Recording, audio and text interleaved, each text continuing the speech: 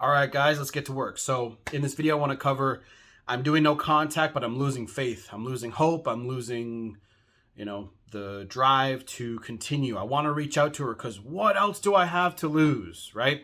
This is the kind of stuff that I hear from a lot of students, especially when they've been around my coaching for quite some time. And I always direct my students into the idea of understanding what attraction is and understanding how to sustain it. Sustaining attraction is something it's the number one thing that is missing. So what we do in my coaching program is we understand what it is, we understand the game, and then really what that means is we dive into ourselves and why and how we got to where we are now.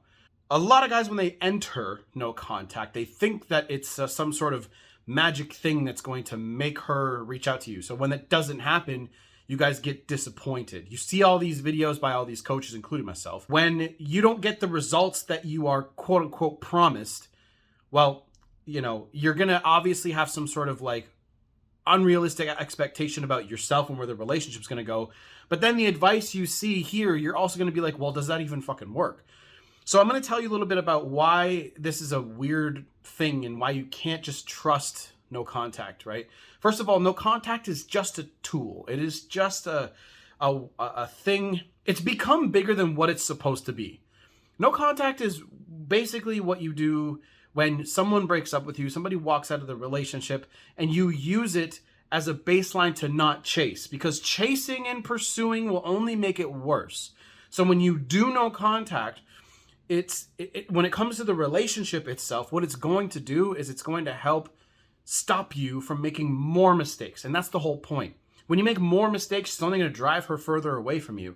And that's probably what got you here in the first place. Most of the time when a breakup happens, it's because of something that happened over a consistent period of time or something very intense.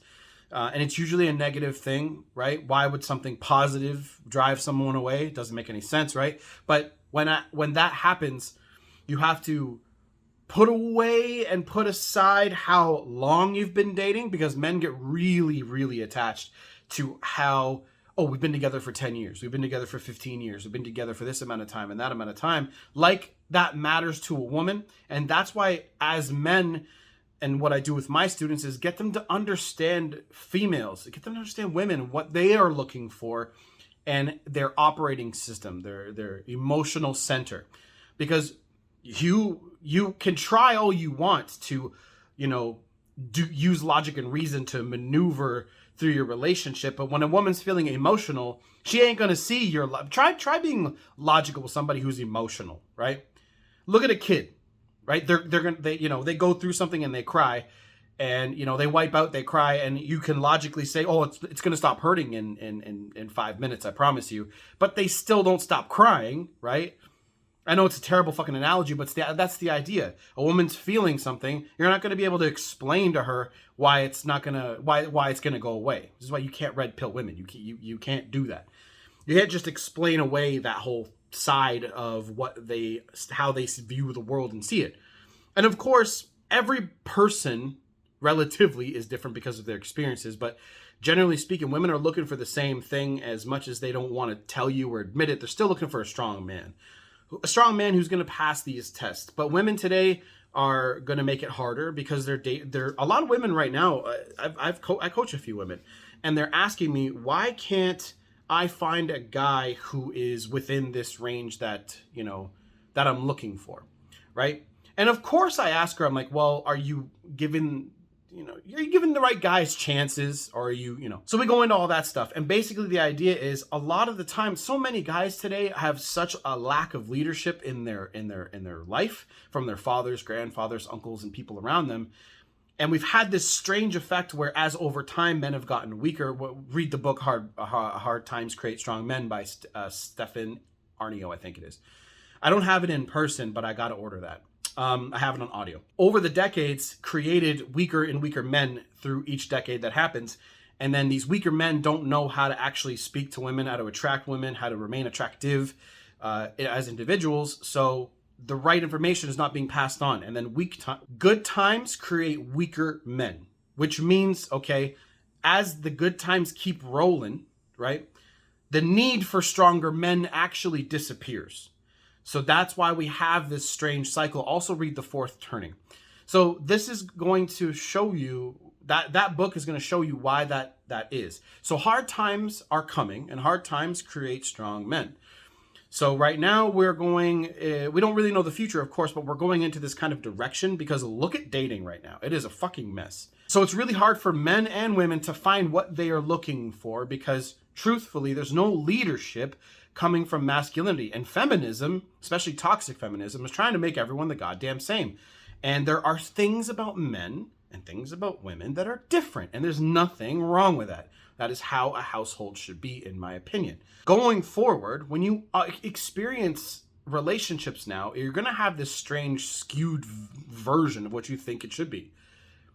Now, going back to the whole no contact thing, people really get hung up on people that shouldn't even really be in their lives, right? The quality of people is just going down. There are still great people out there. There are always going to be. There's always a positive, but it's going to be harder and harder to find, and that's why we have to go inwards.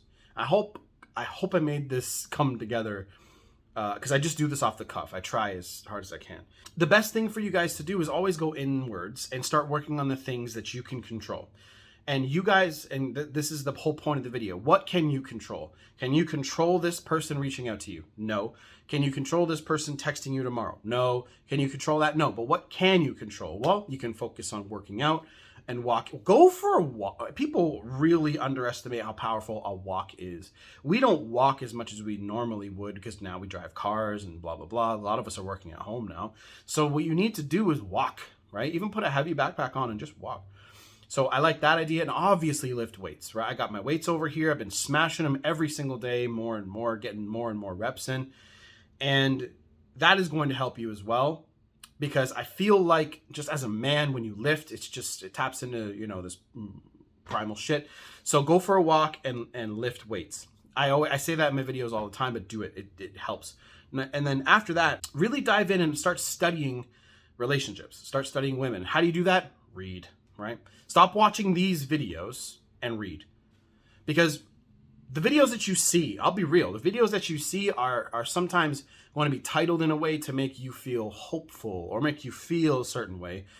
And the truth is, you only need to read like 6 books and you're going to really understand, at least better than most, what's going on in the dating game. And the truth is, most of the learning you're going to have is making minor adjustments to cutting off the shitty things and behaviors that you do in a relationship and reinforcing the positive behaviors that you do in the relationship to remain attractive. So even Corey Wayne has said this in one of his recent videos, men get too soft in relationships. And it's true, and we all do it. I've been complacent. I've gotten complacent before. And then you kind of look at yourself and you're like, this isn't what I'm trying to do. So that's the whole point. That is what you need to do during no contact. It's not going to be something that's going to just make someone come back to you.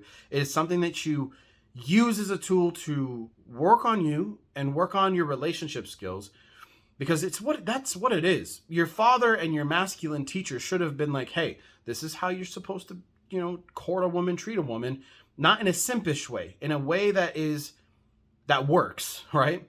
So when I was young and my first breakup happened when I was in my teen years, I spoke to my dad about it. And my dad was like, look, walk away. This is before Corey Wayne. I was like 15 years old. I don't think Corey Wayne was even out yet making videos.